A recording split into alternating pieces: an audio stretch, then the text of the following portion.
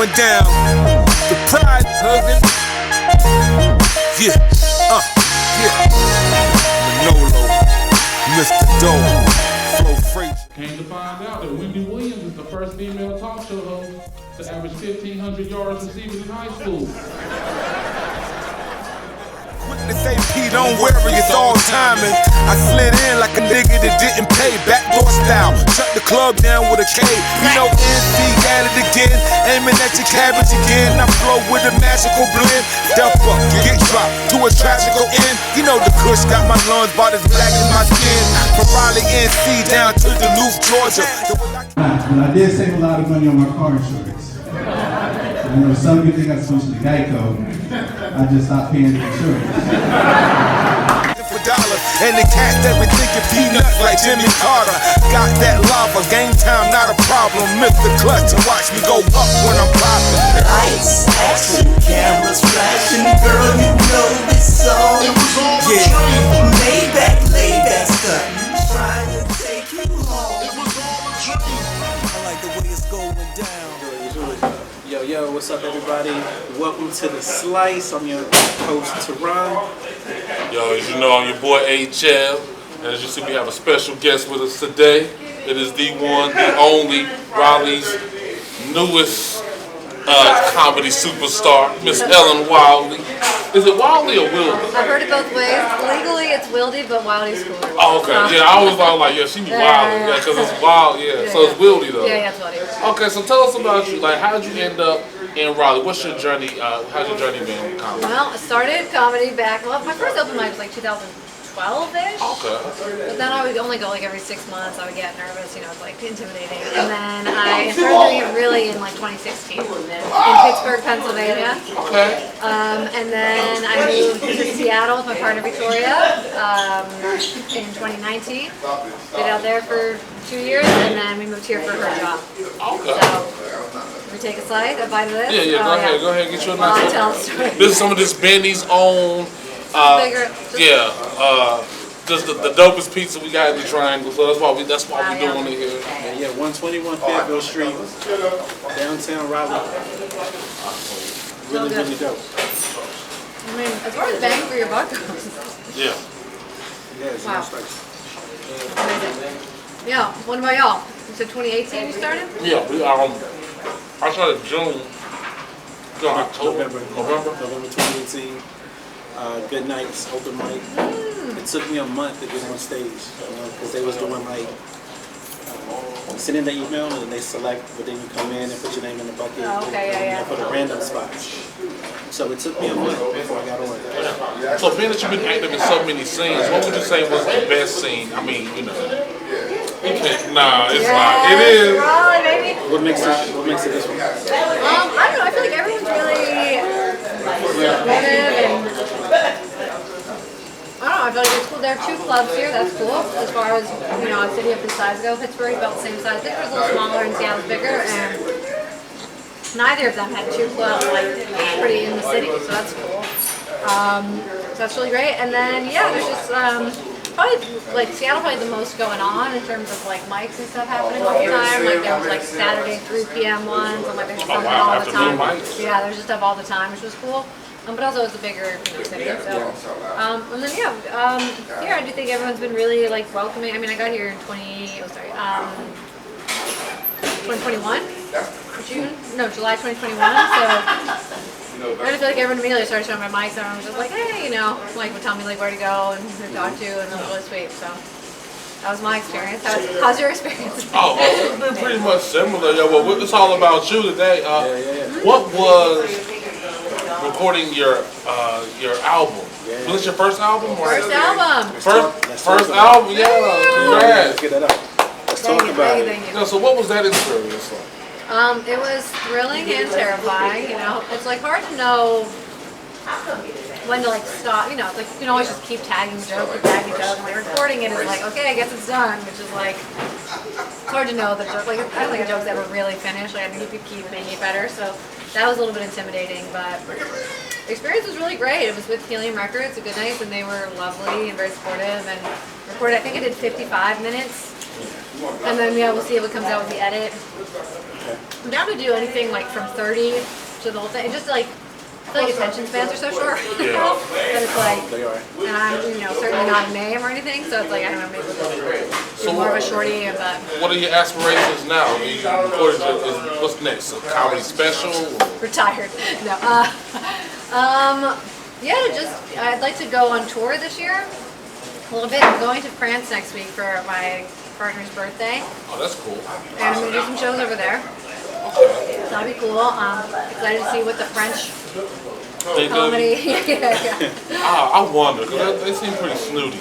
I'm excited to see what makes French audiences laugh, because it's always interesting with the international audiences. And Yeah. Paris is such like an international town, so I'm just gonna go French. It's like deodorant. Make sure they talk about the deodorant, because they don't use it here.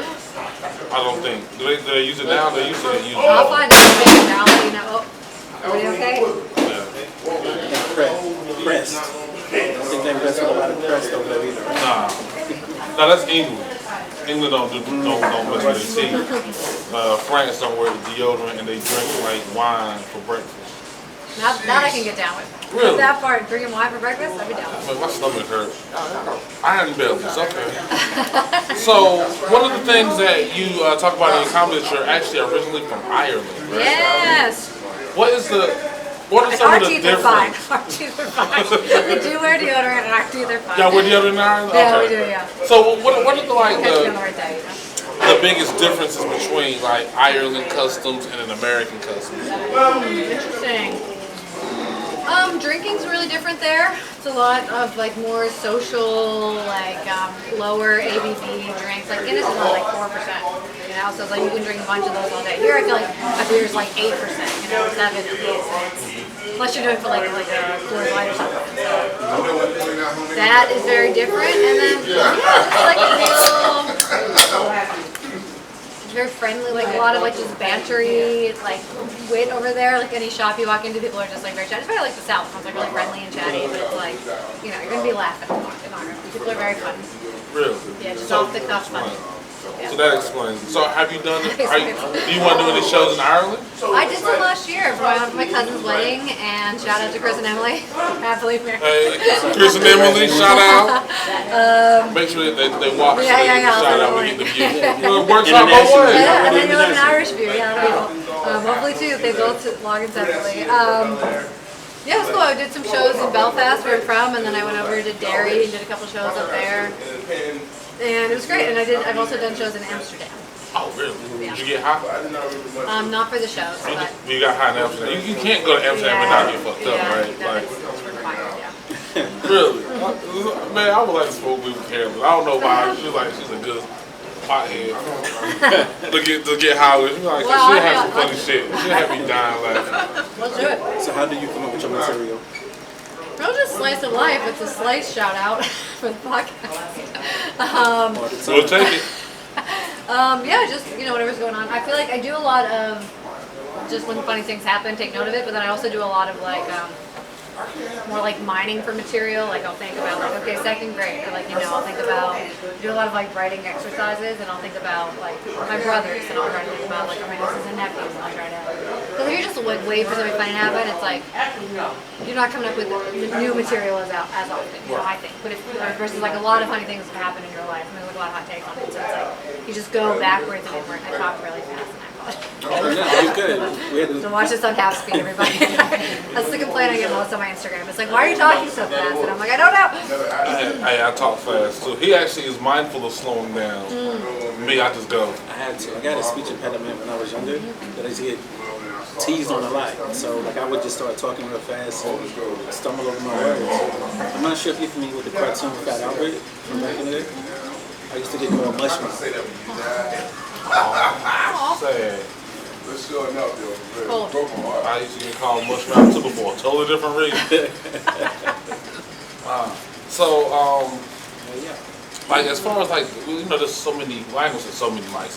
It's not a lot of mics in Ireland. But what do you consider to be one of your favorites? I really enjoyed Surf Club. They're on a hiatus right now. Have you been there in Durham? No, I have not been there. That's a fun one. They were giving out a free drink ticket, which was really a fun moment. A free drink, I can always afford it. All right. Me too. I always enjoy House of Art. I love that mic too. Igloo. I think Jake runs a great mic. I love Haymaker's really fun.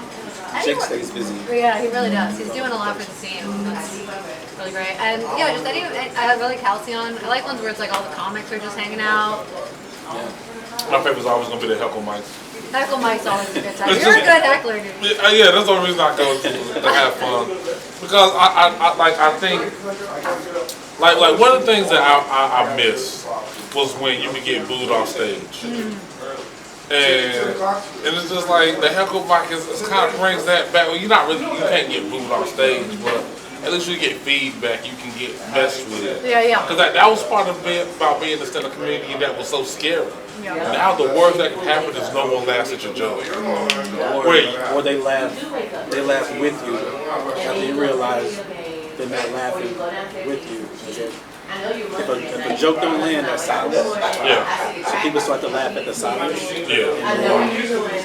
So it's like a comic really isn't losing. Well, but there was a time where like you told the band, they're like, boo! Next. Where you Next find is this the nigga best at? Like that was get this nigga off stage, man. You know what I'm saying? That was. The Apollo. And we need to bring that back. That's what I want to bring back. I want to bring back like a true barometer of how your jokes work. Yeah. Because like, if people are giving you friendly laughs, you might actually think this joke worked. Yeah. And then you try it in front of a real crowd, and they're looking at you like you're retarded. And then next thing you know, that's where I'm running into like, not listening to me run into problems, but one thing I would like to change about the whole scene in general, about comedy in general, is stop laughing at shit that ain't funny. Yeah, there's nothing worse than like a penny laugh. Yeah, Or like, Yeah, those are the ones. Like, joke doesn't land. and you're like, yeah, I would rather hear silence. nah. No, Give me No, that, it's the give me that best. pity laugh. The best is when you're bombing and comedians are genuinely laughing, like your like friends are laughing because they're watching you bomb. Those laughs Oh, yeah, are those are the so worst. funny. Those are the worst. Those are the like for me, I think there's nothing worse than that pity. But at the same time, before you let me sit in silence, go ahead and give me a little pity. I'll take it. Hey, I have a really fragile ego. I can't be like if you don't laugh at all at nothing. There was a comedian in Seattle, shout out Jonathan, who used to like, anytime he would bomb in a mic, he'd be like, you know people get really aggressive with the audience? He would go the opposite way and he'd be like, listen, that's my fault if you're not laughing. And it was so funny to me that he would just be like, that's on me guys, I gotta, I'll take that one home and I'll work on it. And it would make them laugh because he was excited. Yeah. So have you had a joke that didn't land? I won't necessarily say bomb, Oh. but you had a joke that just, I'll say it didn't hit the way you wanted to hit. How did you handle it? Yeah. I love when you ask that question.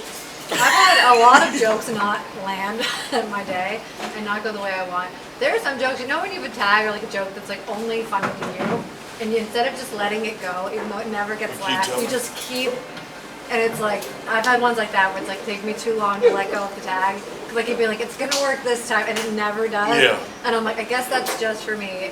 And then eventually I had to be like, well, I guess I should think about other people. Well, I'll tell you what I do whenever I tell my jokes. I will go ahead at the end of my joke and say, fuck y'all, it was funny to me. Because it was. Yeah. You know what I mean? Because, like, at some point, you got to do something for you, too. Yeah. But especially if you're telling Say, jokes but- all the time. It's like, same jokes over and over. It's like, you gotta mix it up for yourself. Or you're just like, here's Man. this one again. Let me tell this speech. It's like, it becomes a speech after a while. But my man over here, I always ask that question because he has a track record of only having one joke ever not land. Ever? Ever.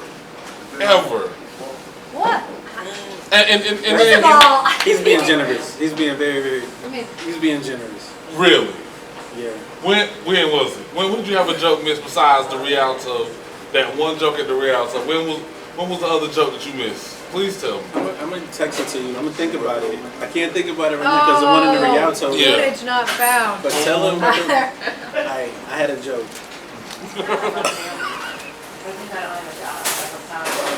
And to think about it, he didn't even laugh.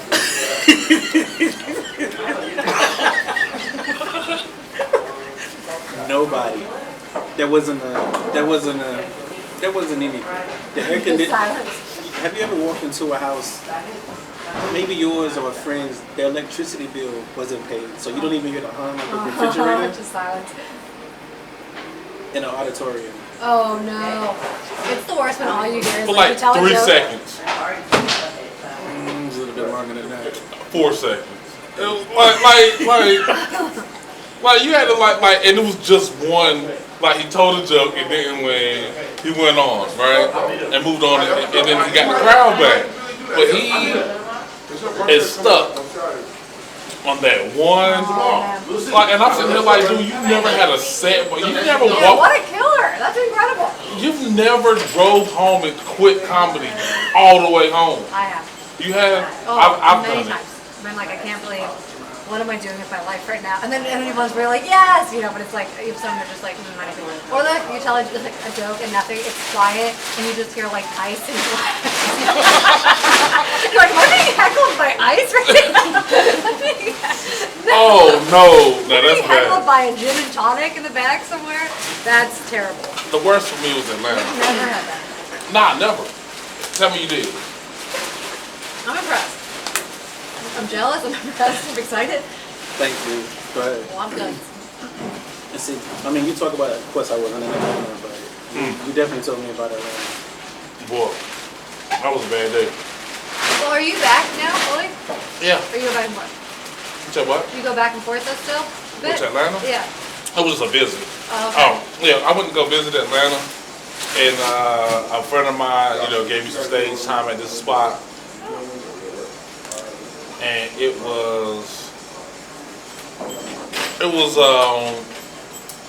terrible. I think that's the best word to say. It was terrible to replay. I don't know how you say it in French.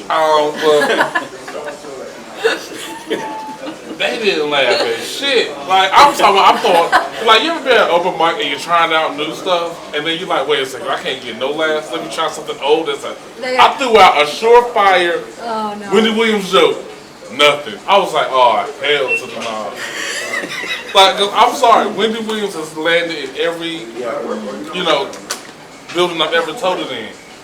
No crickets off of the Wendy Williams show. So when I heard that, I was like, get me the fuck out of here now. And then you can't, and then it was so bad because you can't even say it was the crowd. Because as soon as I got off, somebody came up right behind me and fucking murdered me. Oh, brutal. So it's not even the crowd at that point. Nah, it was you. You suck. So, do you have any material or any subjects that you feel is like off limits? I really just talk about myself mostly. Like So I you- just talk about, like just, I feel like it's, you know, it's especially good for, like I just know no one else in the lineup is going to be doing these jokes. Like we're talking about, you know, like dating apps or whatever, and it's like, if I go and talk about my life, no one else is going to be like, I'm from Ireland. Yeah, you don't And I'm want. gay. Whatever, you know, it's like, I like cancer, you know, just like this, just like very like a specific sort of. So what about y'all? Any off-topic things? I don't think so. Not me. Yeah. I try to walk as close to the line, that proverbial line as possible, Yeah. without going over. Like I try to be edgy without being offensive. How do you find the line? You walk into that bitch. I mean, there's only one way to find the line. You Hear walk that up to silence. it. The groans. Oh yeah. Cause like a groan is as good as a laugh to me. People are feeling something. It's Yeah. involuntary. It's the same sort of You're responding. I'm telling my jokes to get you to respond. So if you groan, I'm taking that as a laugh. If I get nothing, that's different. You know, silence is chilling. Yeah. But groan, you can play into a groan, you know. Like whenever they groan, you can really get it like, all right, so, you know, oh, that's where we're drawing the line at. You know what I mean? You can really You got something to play off of. Yeah. But when you get nothing, I remember one time I had a magazine page flip. Who the fuck still has magazines? At a comedy show. Yeah, I was like, what a magazine? But Doctor's office out here. the best when you get a snort. I don't give a shit. A snort?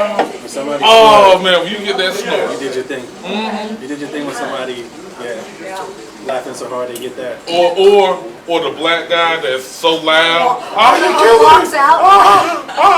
Because he definitely has words with his laughter. Yeah. If you can make a brother's stomach hurt, you. You've done that? Right, it's hard to make a brother's stomach hurt. What about you? What was your most rewarding moment in comedy? Definitely the album. I mean, that was definitely right before the album. I did like a run through at like just a college bar in Chapel Hill, Linda's downstairs bar, and I had such a good set that I was like, oh no, like 'cause you know you're only thinking about your last, like you're only comparing to your last set. So when I went to the album, I was like, I gotta go like bomb that really good set and doing the album. So I just went out to like every but I'm glad you said that. How many performances will you have before you bomb? Because bombing is inevitable. yeah. I've had, like, for example, if I do 6 shows, I'm bombing one of those 6.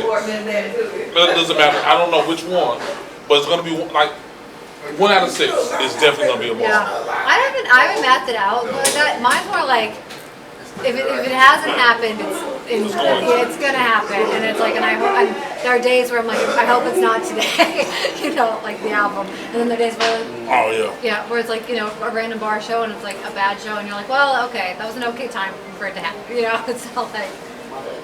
So how did you feel about your performance for that one? I felt good about it. I felt really good. It had a really good turnout. I was really grateful if everyone came out. Thank you for coming. And yeah, it was fun. A lot of good laughter. I had some of my comedy friends come in from out of town to open for me. That was nice. They did great. And yeah, it was just fun. I felt very like supported and loved and like grateful. That's what's up. Yeah. Well, definitely congrats. Thank you so much. It was cool. Isn't that, have you guys been to the new Good Nights yet? Yeah. Yeah, he was. I was there Wednesday, last Wednesday?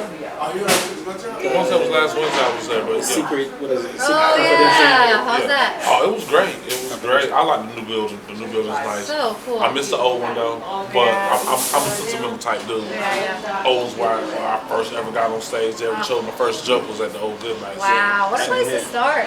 I was at the Beer Hive in Pittsburgh, Pennsylvania. Open mic night Wednesday. My first time was actually way bigger than it should have been. I entered the Good Nights contest. Oh my! For your first ever? I thought it was an amateur contest. I literally was like, when I looked up, when I saw the name, I think Brent was one of the names I remember seeing, Brent Blakeney, and I Googled him, and this dude had YouTube videos, and I had never told a joke before. So I was like, well, I know I'm not gonna win this bit, but like, at least I can. First ever. First ever time telling jokes was Wow. at Good Nights in that contest, and I actually made it to the semis. Wow, that's Yeah. amazing. Then did pretty good in the semis. Just didn't do good enough to go over, but Well, what a after start! that- That's starting with a bang. That's amazing. yeah, it was fire. It was fire. I'll never forget the high that I got, man. Yeah. Like That's where it started. like they say, you can say what you want to. I know what it feels like to smoke crack for the first time. That's what. Yeah, it is. 'Cause I remember getting off that stage, and I mean, it was a high, and I've been chasing that high ever since. Wow. That's amazing. You went with David Tell? Yeah, over the weekend. How was he? 'Cause, like, Unbelievable. as a legend, you know, like Oh, he was the best comedian I've ever seen. really.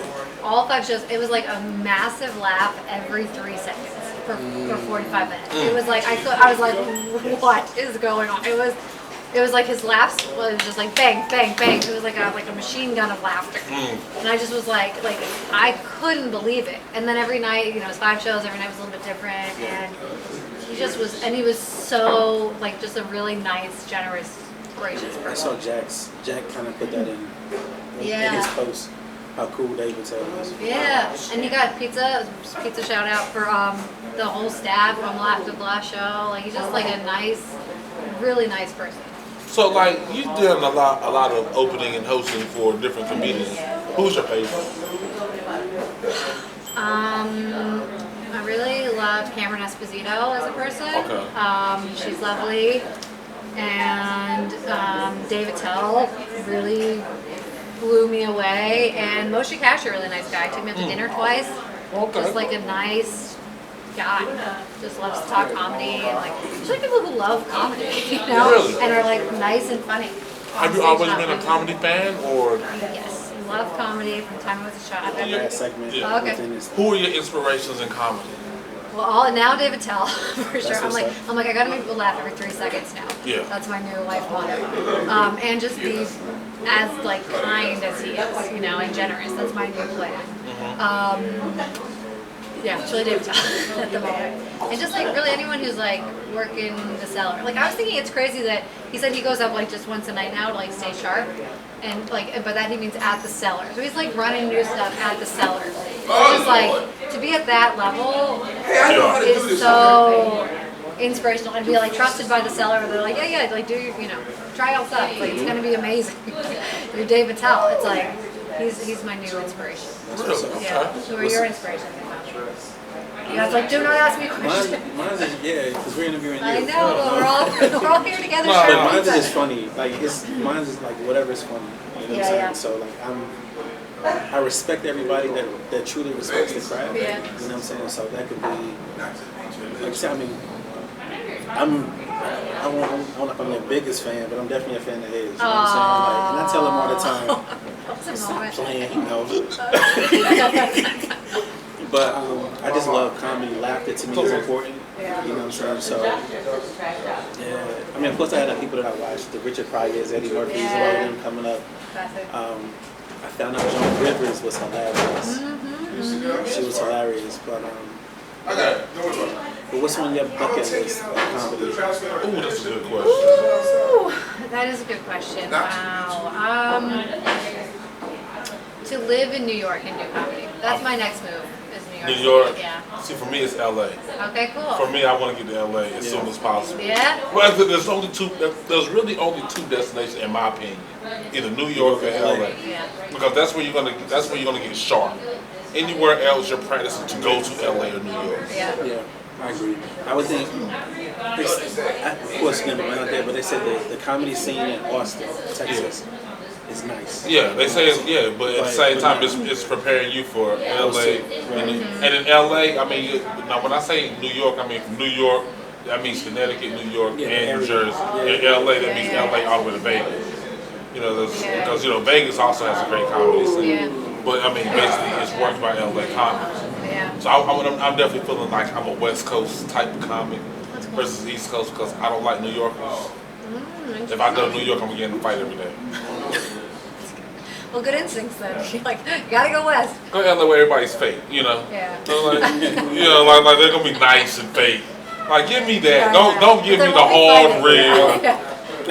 Fuck out the way, homie. Like, now I gotta tune them up, and I'm a gentle giant. I'm not violent. I like poetry and art. That's what I like. And Trying to make people laugh out here. you know what I'm saying? Yeah. Like, I'm the only big black Backstreet Boys fan probably in Raleigh. I was New Kids on the Block. You were? Oh yeah. No, it was a New Kids on the Block. You a Menudo, won't it? Nah, it was New Edition? damn, no. Who was Please Don't Go Girl? You remember that song? Please Don't Go Girl? Nah. Word. Please don't go, girl. That was no Kids on the Block, bro. Was it New Kids on the Block? That's the only thing I can think. It could have. Like, what year was it? I was young, like junior high. Yeah, that was New Kids on the Block. Thanks. New Kids on the Block. Erica, who's saying Please Don't Go, girl? Please don't go, There it is. girl. New edition, want it? No. Holla at you. You want new edition? No. What? Wait. It was close, you're close. it was a white boy band. I need you. Was it? It wasn't New It Kids was on the not. New Kids on the Block? They saying please don't go, girl. I'm gonna find out. I'm about to check. No, I won't. Got a fact check. We got all these phones out here. Like, we That come was on, like, new No way to know. It's kind of No way to find problematic out. though. That was new it edition. was a new edition. It was a white group. I'm about to check. I know Please Don't Go by Immature. New Kids on the Block, Please Don't Go Girl, 1988 song. It was. By American Boy It Band, New Kids on the Block. was. so It that was- was. So your New Kids on the My Block is bad. my Backstreet Boys. Wow. Later, you have to be But safe I out knew the there. song though. 4 o'clock. Same station, same link. No doubt. But yeah, so What about you? What are your bucket list for comedy? to do it full time. You know what I'm saying? Ultimately, to be able to do comedy full time, as well as like I love writing. You know, scripts and stuff. We were in a movie together couple of summers ago. Cool. So we shot Movie. a movie. Hard Times. Oh, that was great. Yeah, so entertainment, I just have a passion for it, the arts and creating and stuff like that. So to be able to do it full time would be, that's the ultimate bucket list. I remember when I started doing comedy, like going to open mics and stuff, I was like, all I wanted was to like go into an open mic and like know all the comics and like sit at the table and like all be like, hey guys, you know, and then be like, hey, And Helen. fit in, Yeah, yeah. and just be like, and I'd be like, that's happened, that's exciting. But it was like, that was like, you know, you'd see like the comics in the back who've been doing it and you were like, someday I'm gonna go to that table and then you'd be like, hey. Yeah, being the comic in the back was on my bucket. That was it. As long as I could be, where I can just be respected and with amongst my peers. But I tell you another one will be a Netflix special. I ain't gonna lie. You on your way to that though. Netflix special will be so dope. Yeah. Yeah, you on your way. I mean, it's just sitting with you two because again, just the path that you've had with the improv and now drifting over into Good Nights, and then you just shot your special. You know what I'm saying, your Helium special. Those are great things. You know what I'm saying? Like those are good movies. Go team. High We're five. doing it. Yeah. Time. Yeah. Yeah. So, anybody coming up behind you, any comedians that will say, you know what I'm saying, lesbian, female, it comes up to you hit 'em, because yep. what advice would you give them? What would you tell them? Well, you can be a lesbian male. I know, right? I just want to say I was going to catch that. Just That's checking what's in, up. just checking in. We sharp over here. I would say to any comic, just don't be a jerk to other comedians. Like, just be nice and be funny. Like, that's really been my method so far. It's like, be nice and be funny, and like, go do it. Like, this is the advice I ignored when I started in 2012, and it wasn't until 2016 that I started like doing it all the time. But it was like, you know, I could be 4 years farther ahead than I am now if I had listened to people, which was just like, just do it as much as you can, you know, and like, get as much daytime as you can. And it's intimidating, but like at the beginning, but like, it's the only way to get better. It's the only way to hear what works. And so just do it as much as you can. Be nice. And be funny. Do you remember your first show? Yeah, my first joke was,